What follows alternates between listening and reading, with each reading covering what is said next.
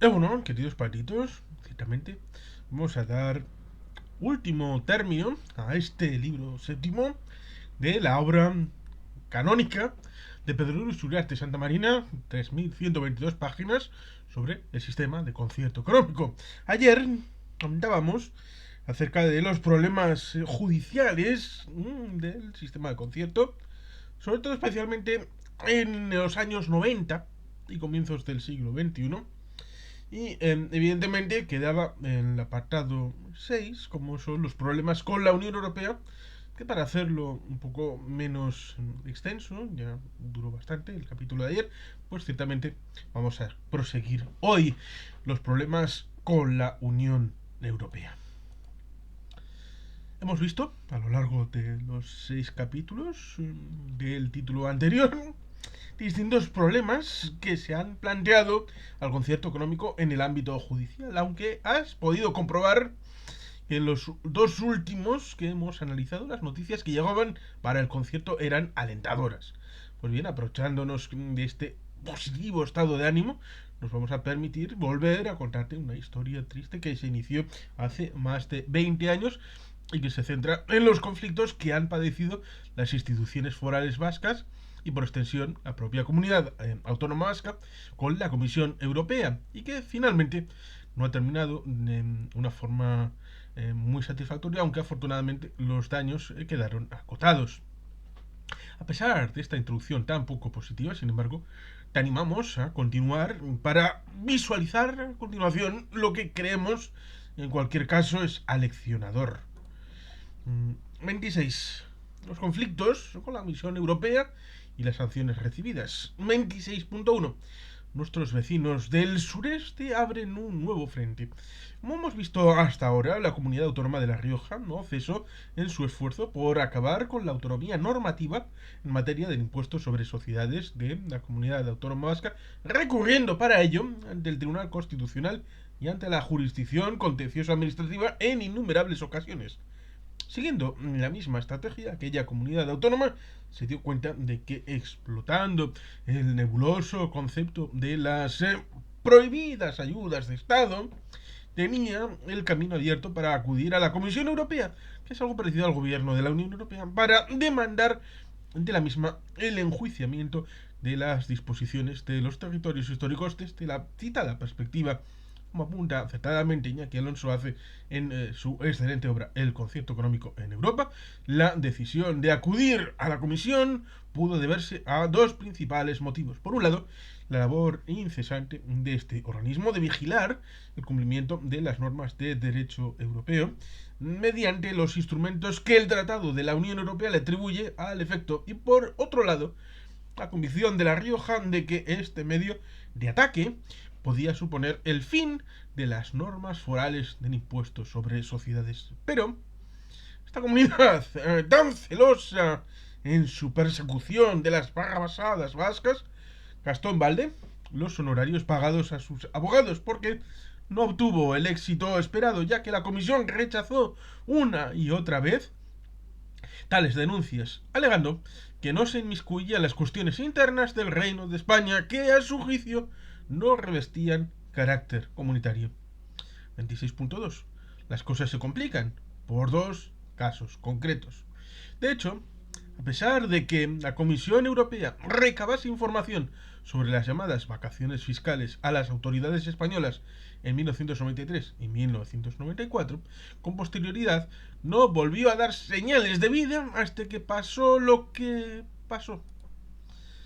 Por si no lo recuerdas, en 1997 la cosa cambió, ya que tras la publicación de una nueva reglamentación del impuesto sobre sociedades foral, se produjeron dos movimientos empresariales que beneficiaron al territorio histórico de Araba y que originaron una gran polémica. Por un lado, el caso Ramodín, el traslado desde La Rioja a Araba de la fábrica del principal productor mundial de cápsulas para botellas. Y para complicar más el asunto, la creación de una planta de fabricación de electrodomésticos por una multinacional coreana muy importante de nombre Daewoo.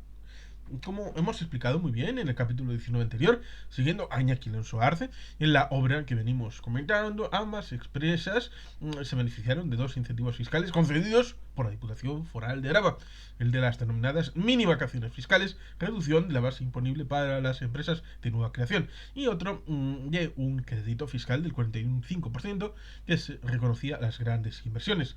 Ante esta situación, algunas empresas competidoras denunciaron dichas ayudas forales ante la Comisión Europea. Este organismo, siguiendo el tratado, se vio obligado a analizar cada una de las denuncias interpuestas y de este modo comenzó un procedimiento sobre estos dos casos concretos.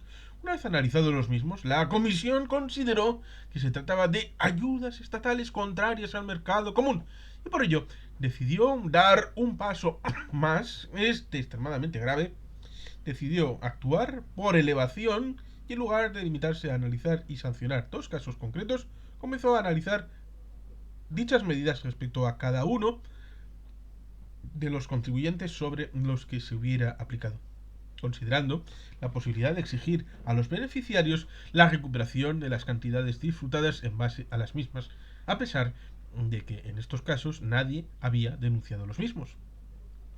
La verdad es que Pedro Luis nunca pensó que aquello podía acabar mal. No sabe cuál fue entonces nuestra opinión. Porque la Diputación Foral de Araba se había inspirado en iniciativas a la inversión similares a las que habían estado vigentes en España, Francia, Bélgica, sin que la Comisión Europea, siempre vigilante, hubiera levantado una sola ceja. Pero desafortunadamente los tiempos habían cambiado para mal, porque finalmente la Comisión declaró tanto los casos Ramodín y Daewoo como para el resto de procedimientos que había analizado que las mini vacaciones fiscales y el crédito fiscal del 45% se consideraban ayudas de Estado y que por lo tanto ambas eran incompatibles con el Tratado de la Unión Europea. Con la Iglesia hemos topado, amigo Sancho, hubiera dicho Don Quijote ante un caso así, mientras levantaba amenazadoramente su afilada lanza. Pero contra la Comisión Europea no vale lanzas, además de que dudo que la Diputación Foral de Araba tenga muchas, sino agachar la cabeza y pagar.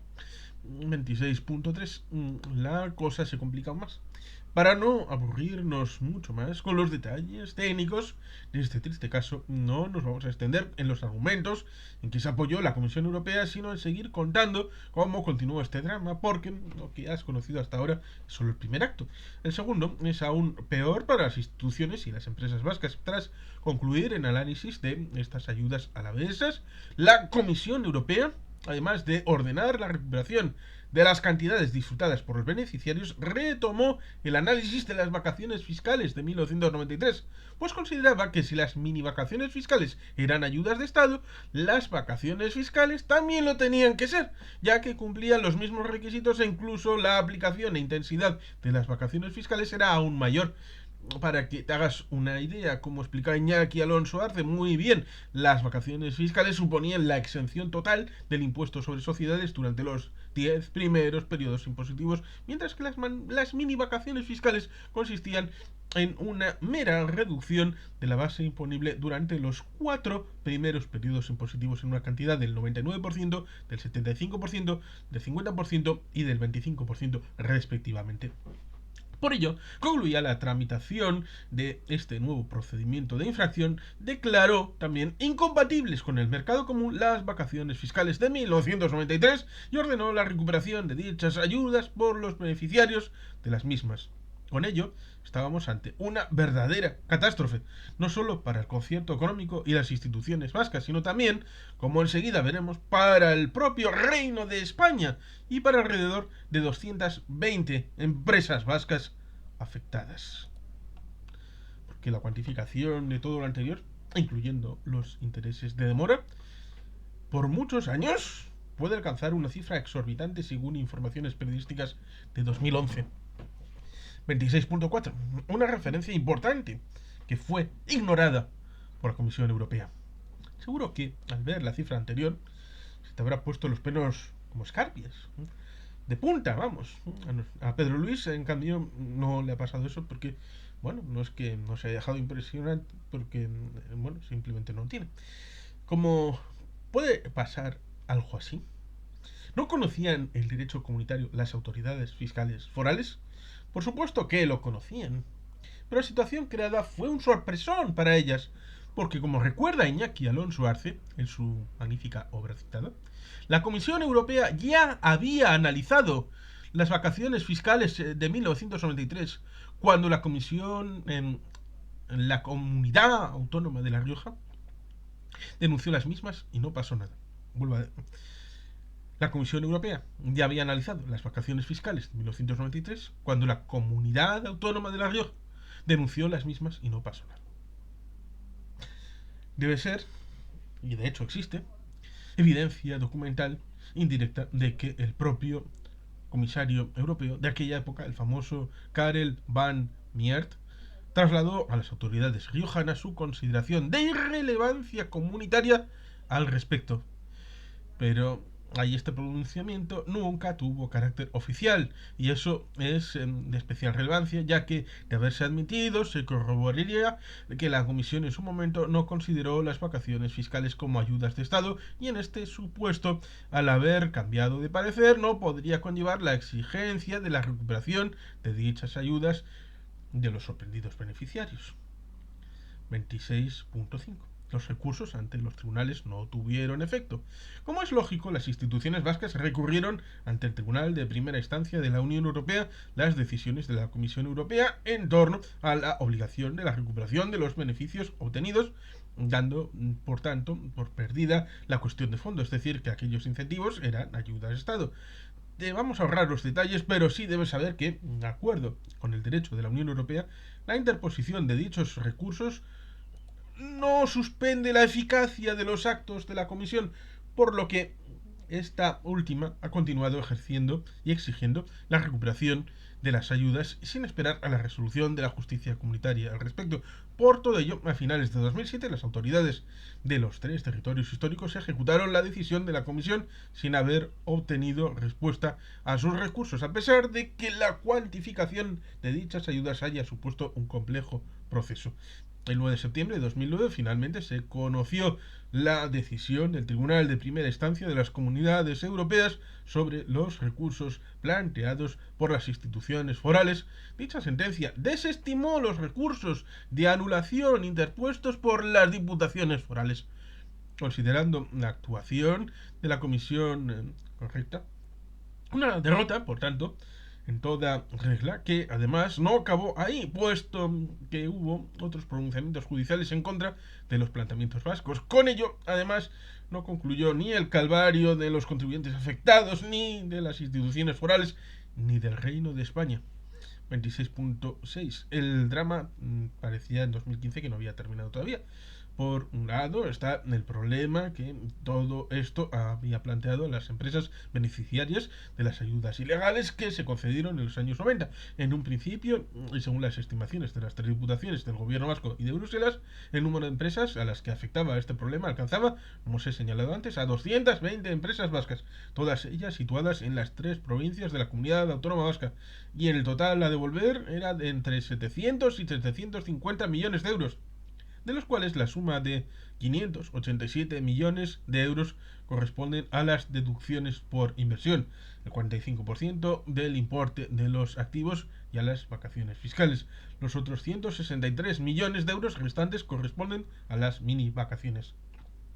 Con datos más precisos, de septiembre de 2013, las haciendas forales habían ingresado 509 millones en la tesorería europea, lo cual permitió que la Comisión Europea retirara la multa coercitiva que estaba defendiendo el Tribunal Europeo de Justicia. Además de estas cantidades, el Ejecutivo de la Unión Europea, como se puede apreciar en el artículo de El País de 10 de septiembre de 2013, pide que se impongan a España 2 tipos de sanciones económicas. Una, por haber permitido la concesión de ayudas contrarias al derecho comunitario, y otra, por haber obligado a las empresas a devolver estas ayudas después de haber sido declaradas ilegales. La primera asciende a 263.044 euros por cada día de retraso en la ejecución de la sentencia de diciembre de 2006, en la que El Tribunal Consejo de Luxemburgo declaró que España había incumplido una decisión de julio de 2001 en la Comisión, según la cual las ayudas eran incompatibles con el mercado común y debían suprimirse y recuperarse. La segunda es una suma a tanto alzado cuyo importe resultará de multiplicar una cantidad diaria de 25.817,4 euros por el número de días que hayan pasado también desde diciembre de 2006 hasta que se recupere el importe de las ayudas. Sin embargo, ese mismo día, Carlos Urraca, el representante de la Comisión Europea en el proceso, admitió ante el Tribunal de Justicia de la Unión Europea que finalmente no sería necesaria una multa coercitiva si el país recupera todo antes de que el tribunal pronuncie su sentencia, por lo que, como establecía el diario Expansión el 10 de septiembre de 2013, España podía evitar una de las multas que le reclamaba al Ejecutivo comunitario. Estas positivas perspectivas finalmente no se cumplieron, al menos en su totalidad, porque inicialmente se estimaba que el Tribunal de Justicia de la Unión Europea podría imponer una multa de 64 millones. Finalmente, la sentencia condenó al Reino de España al pago de 30 millones por no haber sabido recuperar a tiempo las ayudas ilegales concedidas a empresas en el marco de las llamadas vacaciones fiscales en los años 90 del siglo pasado que hemos apuntado anteriormente, y ello a pesar de que las tres haciendas habían recuperado la totalidad de las ayudas, tal y como te hemos comentado anteriormente. Posteriormente, tras recibir esta sentencia, que al final quedó en menos de la mitad de lo que se estimaba inicialmente, las instituciones vascas tomaron un acuerdo en el Consejo de Finanzas del 24 de julio de 2014 por el que el 70% del importe de esta multa sería abonado por el gobierno vasco. Recuerda que este es el porcentaje que Euskadi recibe de la recaudación de la que realizan las tres haciendas forales, y el 30% restante se repartió entre los tres territorios históricos de acuerdo con los coeficientes que establece la entonces todavía vigente Ley de Aportaciones.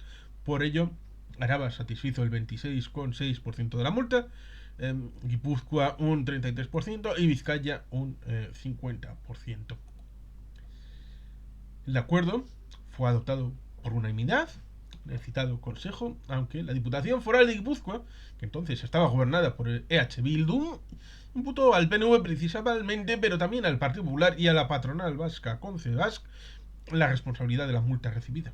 Finalmente, el 11 de septiembre de 2014, tras 15 años de pleitos en los tribunales europeos, quedó zanjado definitivamente este negativo asunto con el pago de la cantidad anteriormente citada, que fue ingresada el 1 de agosto de 2014 en la tesorería del Ministerio de Hacienda, quien dio así por concluido el expediente que había abierto tras considerar el pago voluntario de la sanción impuesta por la justicia europea que ajustaba los acuerdos alcanzados entre el gobierno central y el vasco. 26.7. Una descorazonadora situación. Hemos tratado de resumir este tema que ha sido, en nuestra opinión, el problema más grave con el que se ha enfrentado el concierto económico en las tres últimas décadas, por varias razones. Primera, por el impacto económico enorme sobre los contribuyentes afectados en momentos muy malos para muchas de estas empresas, por el impacto general de la crisis. Segunda, por el impacto económico sobre los presupuestos forales si la multa o multas se confirmaran. Tercera, por la desconfianza que crea en los administrados sobre la seguridad jurídica de las normas aprobadas por las instituciones. Cuarta, por el hecho de haber tenido un conflicto tan grave abierto con las instituciones europeas durante tantos años, con el desprestigio que eso originaría ante las instancias para el concierto económico y las propias instituciones vascas. Quinta, por la visión restrictiva que superan algunas de las cuestiones, sanciones y sentencias directa o indirectamente relacionadas con este complejo tema sobre alguno de los principios generales sobre los que se asienta el concierto, como es el de la presión fiscal. Queremos transmitirte que cuando concluya definitivamente este tema, estamos seguros de que nuestras instituciones harán una reflexión profunda sobre todo lo acontecido en estos años, no solo para evitar que una situación así se pudiera volver a repetir, sino para, sobre la base de esta negativa experiencia, fortalecer la institución del concierto económico vasco. El concierto ante la nueva doctrina del Tribunal Constitucional. Tras haber analizado en los dos títulos anteriores los problemas que se han planteado al concierto en el ámbito judicial y ante la Comisión Europea, vamos a explorar otro ámbito, quizá el más decisivo, por lo que puede condicionar el presente y el futuro del concierto, como es el del Tribunal Constitucional Español. Ya sabes, porque lo ha seguido anteriormente y en el capítulo 25 de esta parte séptima, que está pendiente, corrección, Pedro Luis en 2023 ya está solucionado, la decisión de el fallo sobre el blindaje del concierto económico tras los recursos sobre el mismo. Se trataba de una cuestión importantísima que, de no haberse decidido favorablemente para las instituciones forales vascas, habría supuesto un duro golpe y representaría que a partir de ese momento las normas emanadas de las juntas generales de los tres territorios históricos pudieran volver a ser recurridas por cualquiera que se sintiera perjudicado ante la jurisdicción contencioso administrativa, con las negativas consecuencias en cuanto a la aplicación y ampliación de pleitos que podría producirse. En otras palabras, el desarrollo normativo quedaría handicapado, lo que obligaría a un nuevo proceso de reflexión para tratar de resolver una situación tan incómoda y negativa como habría sido esa. Pero no quiere adelantar acontecimientos que se solucionaron favorablemente y no prejuzguemos lo que pudo decidir finalmente el Tribunal Constitucional. Sin embargo, cree que puede interesarte algunas decisiones que se han tomado este órgano jurisdiccional en relación con leyes emanadas del Parlamento Foral de Navarra, que han representado una clara limitación de la prohibición del convenio en ámbitos tributarios y financieros, aunque no afecta directamente al concierto. Sin embargo, establecen una doctrina muy negativa sobre el alcance de las capacidades tributarias y financieras reconocidas en el mismo. Por esta razón, te invitamos a ir a continuación, en el próximo capítulo, con la seriedad y la seguridad que seguro que te va a resultar interesante, aunque se trate de un tema incómodo y fundamentalmente implicando a la comunidad foral de Navarra. 27. Las sentencias del Tribunal Constitucional sobre el Convenio Navarro y su impacto sobre el concierto. Se trata de un tema importante porque la normativa concertada desde la aprobación del llamado blindaje del concierto económico que hemos comentado en el capítulo 25 anterior está sometida al Tribunal Constitucional, lo mismo que las normas del Parlamento Foral de Navarra. Por esta razón nos parece interesante trasladarte las consideraciones que se realizan sobre este tema en el informe sobre los efectos negativos del incumplimiento del Estatuto de Gernika que remitió el Gobierno vasco el 9 de septiembre de 2015 al Parlamento Vasco. Entre los múltiples temas tocados en este extenso, completo e imprescindible informe sobre algunas cuestiones relativas al concierto económico que nos parece resulta de máximo interés para que conozcas. Como se apunta en el citado informe, el concierto económico es una institución afectada por los riesgos interpretativos del Tribunal Constitucional en cuanto al modelo económico constitucional, siendo así que vienen proliferando algunas sentencias ya casi convertidas en doctrina por sus reiteraciones interpretativas que minusvaloran el alcance de la propia disposición adicional primera de la Constitución. El informe del Ejecutivo Vasco hace referencia específica a tres sentencias que, sin estar referidas a la autonomía foral vasca, entiende que son paradigmáticas en un contexto comparado de los nubarrones que se pueden cernir sobre las capacidades que el concierto económico reconoce al País Vasco. Te resumimos a continuación el contenido de estos fallos del Alto Tribunal Español. 27.1. La sentencia del Tribunal Constitucional 208/2012. Esta sentencia analiza y corrige la ley foral del Parlamento de Navarra 23/2001 de 27 de noviembre, por el que se crea un impuesto sobre grandes establecimientos comerciales. La decisión del Tribunal Constitucional confirma que los límites contenidos en los artículos 6 y 9 de la Ley Orgánica de Financiación de las Comunidades Autónomas, LOFCA, resultan de plena aplicación a los tributos propios establecidos por la Comunidad Foral de Navarra y no convenidos con el Estado. Tiene, por ello, una gran trascendencia con respecto al alcance de la disposición adicional primera de la Constitución en relación con la potestad tributaria de la Comunidad Foral de Navarra, pudiendo resultar así también indirectamente aplicable a la Comunidad Autónoma del País Vasco para estos mismos supuestos. A juicio del Tribunal Constitucional, las disposiciones adicionales primera y segunda de la LOFCA, que salvan los regímenes autonómicos de Euskadi y Navarra, en absoluto excluyen la aplicación de esta ley orgánica a los sistemas forales, de manera que la citada LOFCA y las normas reguladoras de los sistemas forales deben ser objeto de una interpretación integradora que implica que no son de aplicación excluyente, sino que forman parte de un mismo sistema constitucional de reparto del poder tributario. Señala también esta sentencia que si bien el sistema de convenio tiene un contenido eminentemente tributario, no es un sistema jurídico autónomo, como si de un compartimento estanco dentro del ordenamiento jurídico general se tratara. Considera, por tanto, que la ley de convenio constituye la norma especial y, por tanto, de aplicación preferente en lo que atañe a los tributos convenidos que están sujetos a reglas específicas de coordinación.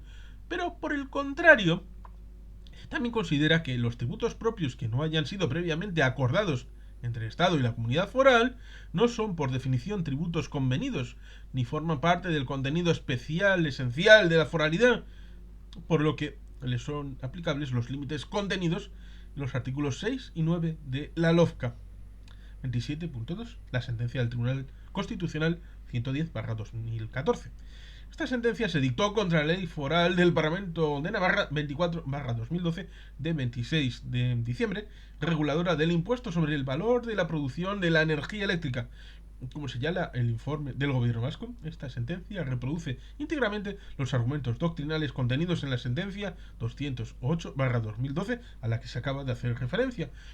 En el fallo que se está analizando, el Tribunal Constitucional mantiene que en el sistema tradicional de convenio se incluyen exclusivamente los tributos convenidos, fruto del pacto con el Estado, quedando por tanto fuera del sistema paccionado los tributos no concertados en el mismo. Se precisa también que el sistema foral no se encuentra al margen de la competencia tributaria originaria del Estado y de las competencias del Estado para la coordinación de las competencias tributarias, de acuerdo con el artículo 149.1.14 de la Constitución española. Además de aclarar lo anterior, el Tribunal Constitucional reitera que la ley de convenio constituye la norma especial de aplicación preferente, por tanto, en lo que atañe a los tributos convenidos, no así los tributos propios autonómicos a los que resultan de aplicación, como señalaba la sentencia a la que se ha hecho referencia anteriormente, las reglas generales contenidas en los artículos 6 y 9 de la LOFCA, ya que la naturaleza acordada o paccionada del sistema de convenio funciona en ambas direcciones. 27.3. La sentencia del Tribunal Constitucional 171 de 2015. Esta tercera sentencia se dictó contra la Ley Foral del Parlamento de Navarra 12/2010 de 11 de junio, por la que se adaptan a la Comunidad Foral de Navarra las medidas extraordinarias para la reducción del déficit público. El fallo del Tribunal Constitucional afecta, en este caso, a la interpretación sobre el alcance de las competencias históricas de la Comunidad Foral de Navarra en materia local, así como en materia de convenio económico, negando la capacidad de Navarra para modular la legislación básica estatal en materia de endeudamiento local en virtud de la especificidad foral establecida en la disposición adicional primera de la Constitución y en el artículo 46 de la LORAFNA. La sentencia se basa, en este caso, en su interpretación del cambio constitucional producido con ocasión de la modificación del artículo 135 de la Constitución, a la que hemos hecho referencia en otros capítulos de esta obra, y muy en especial en el 6 de la parte sexta, señalando que tras ello se ha establecido un nuevo marco competencial al que las competencias históricas navarras se tienen que adecuar. Dentro del mismo, la fijación de las condiciones de endeudamiento local corresponden al Estado y la autorización de endeudamiento corresponderá a quien tenga atribuida la tutela financiera, bien el Estado o bien la comunidad autónoma. Añade, además, la sentencia de que en cuanto a la garantía institucional de foralidad, en su vertiente financiera, tiene una vertiente material consistente en que es fundamentalmente tributario, implicando en concreto la posibilidad de que la comunidad foral disponga de un sistema tributario propio, si bien en coordinación con el Estado, así como una vertiente participativa, la que implica en concreto que dicho sistema tributario debía ser acordado previamente con el Estado. Por lo tanto, es obvio que la modificación del artículo 135 de la Constitución española ha incidido muy seriamente en la consideración y el respeto al concierto económico, como se deduce de la sentencia anterior, y en otro tipo de materias de las dos que también hemos comentado. En resumen, como señala el informe del gobierno vasco, al que se viene haciendo referencia, el concierto económico, de no renovarse su contenido financiero, corre el peligro de no ser enteramente satisfactorio en todos los ámbitos económico-financieros a los que tiene que hacer frente, o dicho de otra manera, corre el peligro de no evolucionar hacia mayores y mejores cotas de autogobierno económico.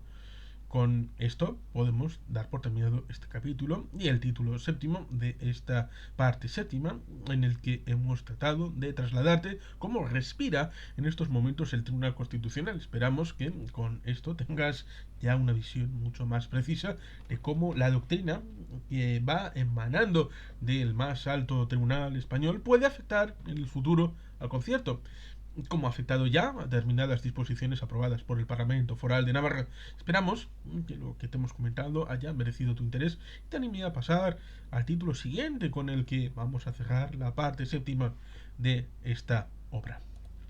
Conclusiones. Evidentemente, tras haber analizado con detalle los 7 títulos anteriores, creemos que podemos dar por concluida esta dolorosa parte séptima, en la que has visto la amplia serie de conflictos que ha padecido el concierto económico, aunque también ha consolidado alguna situación valiosamente positiva. Vamos a concluir la misma con 2 cortos capítulos que pueden servir de cierre de todo lo que hemos analizado. Te invitamos, por lo tanto, a leerlos con la seguridad de que te resultarán satisfactorios. 28. Conclusión general sobre el conjunto de incidentes formales sufridos por el concierto económico. Como habrás podido ver en la extensa descripción, quizá tal vez demasiado larga, por lo que te pedimos perdón, sufrido lector, lectora, el concierto económico desde 1988, podríamos decir, si nos permite la expresión coloquial, que ha sufrido ataques masivos por tierra, mar y aire, un verdadero calvario. No es normal que una institución jurídica como esta haya tenido al mismo tiempo tantos frentes abiertos, algunos de los cuales, como el del Tribunal Constitucional, con la decisión sobre el blindaje del concierto, que en 2015 no habíamos visto anteriormente, todavía no estaban cerrados.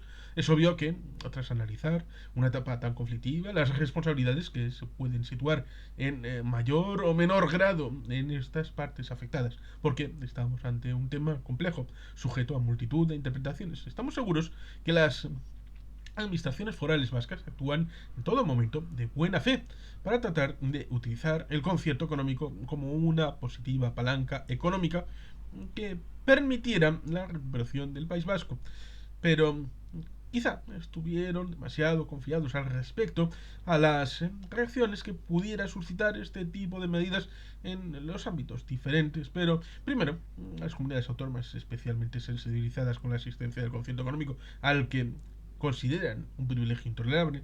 Segundo, en colectivos empresariales que pensaron que sus colegas vascos iban a estar en mejor situación que ellos ante determinadas ventajas fiscales reconocidas por las autoridades forales vascas. Tercero, en el propio Estado, por razones que enseguida vamos a comentar. Y cuarto, en la Comisión Europea, que en este terreno se movía en un territorio desconocido, pues aunque pretendía embridar a los estados en lo que eran políticas de ayuda a las empresas, no había entrado nunca a valorar situaciones como las que se planteaban en el concierto económico, es decir, que una pequeña región europea integrante de un Estado miembro de la Unión Europea pudiera aprobar normas fiscales con un contenido en términos tributarios diferentes a las estatales, es decir, al país integrante de la Unión Europea.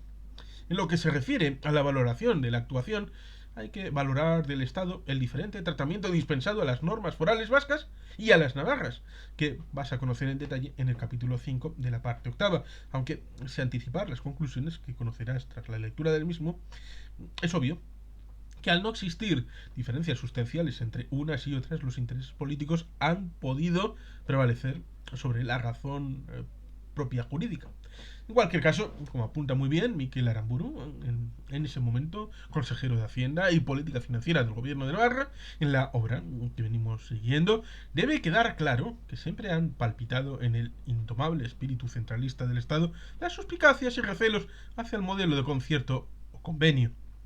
Habría que matizar las palabras de Miquel diciendo que, a tenor de los acontecimientos que hemos comentado, las suspicacias son mucho mayores en relación con el concierto vasco que con el convenio navarro, hasta ahora por lo menos. Vamos a ver si, tras el cambio político producido en Navarra, tras las elecciones de mayo de 2025, el viento gubernamental no empieza a soplar en contra. Si esto ocurriera, no te oculta a Pedro Luis que le parecía absolutamente intolerable, cosa que en parte pues, se puede decir en 2023 que no sucedió. Y continúa añadiendo este gran experto que el gobierno central, renuente al modelo, pone trabas en su negociación y viene luego a intentar inquietar su desarrollo en voluntad de manifestar, de doblegar, de uniformizar por cualquier vía, también la judicial. Y efectivamente, quizá esta rotunda afirmación de Mikel Aramburu pueda explicar muchos de los acontecimientos comentados en los capítulos anteriores. En cualquier caso, confiemos en que tras el llamado blindaje del concierto económico, en aquel momento a la espera de la decisión última que tomó el Tribunal Constitucional favorable ante los recursos de inconstitucionalidad presentados por las comunidades autónomas de La Rioja y de León y Castilla, y la contestación que dio el Tribunal de Justicia de la Unión Europea a la segunda cuestión prejudicial que hemos comentado anteriormente, las cosas mejoren sustancialmente en los años próximos y que la grave conflictividad que ha padecido nuestro concierto económico se pueda reducir sustancialmente.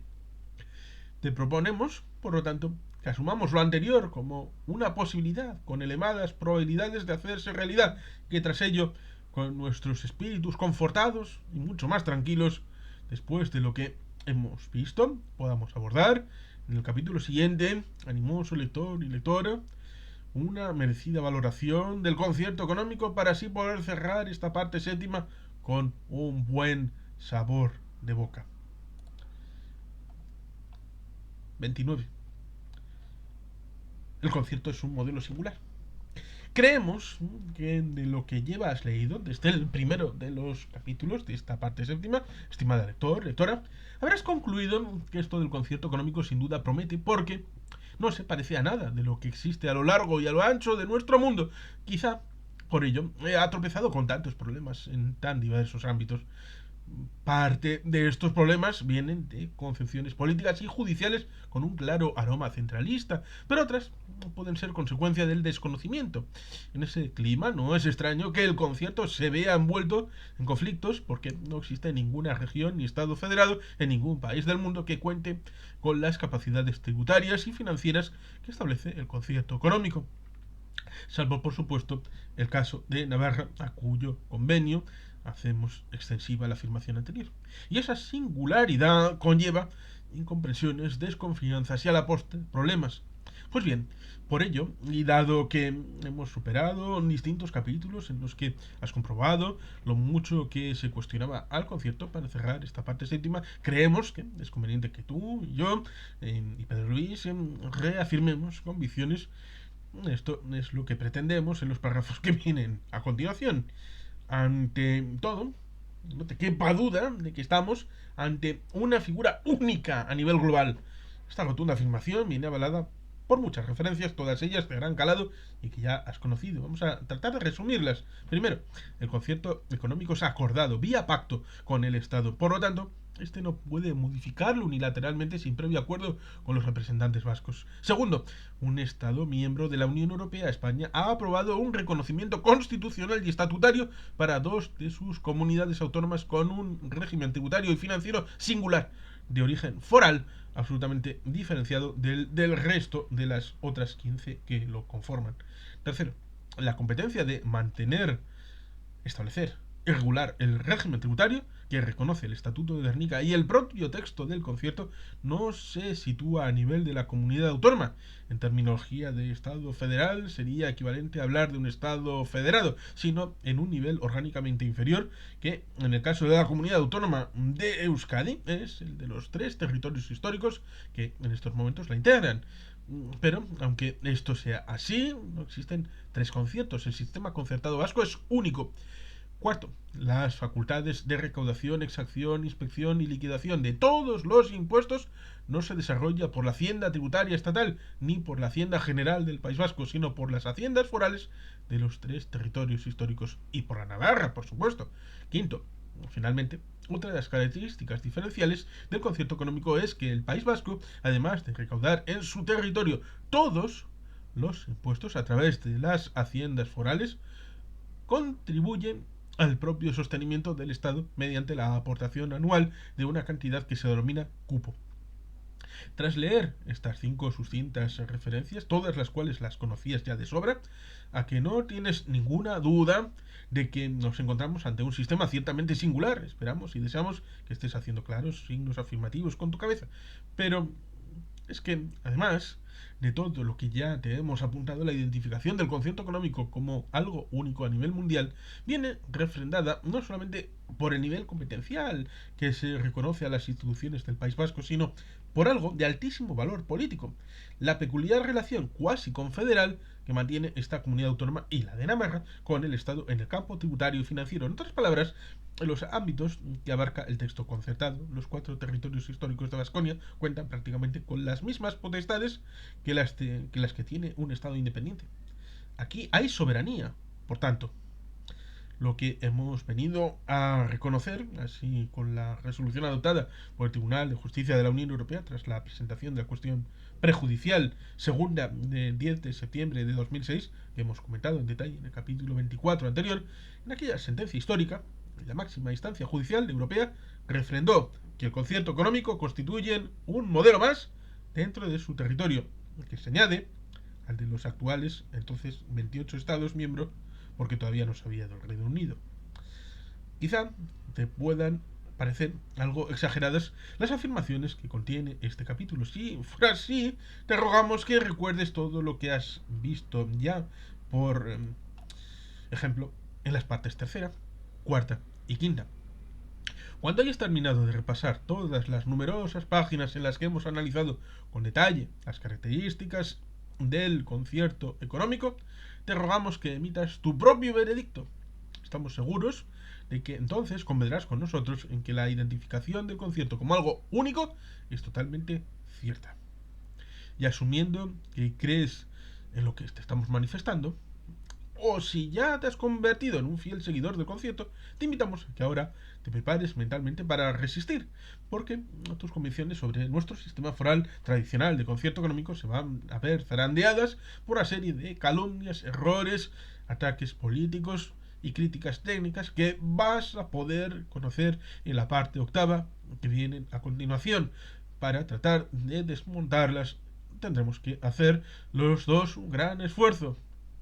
Por nuestro lado, tratando de ofrecerte tantos análisis coherentes, y por el tuyo, valorando desde tu propio criterio lo que vas a conocer. Esperamos y deseamos que esta parte séptima te haya gustado y que ahora nos permitas seguir acompañando en la exploración de este territorio hostil en el que vamos a introducirnos en la siguiente parte, octava. ¿Nos acompañas? Ciertamente, en esta parte octava está ya desde hace mucho tiempo en el canal, en la lista de reproducción sobre el concierto económico, se puede encontrar. Por tanto, ahí os invito a poder continuar con este asunto. Y sin mucho más que decir, pues es que ricasco, queridos patitos, agur berobat, Betty Helpien.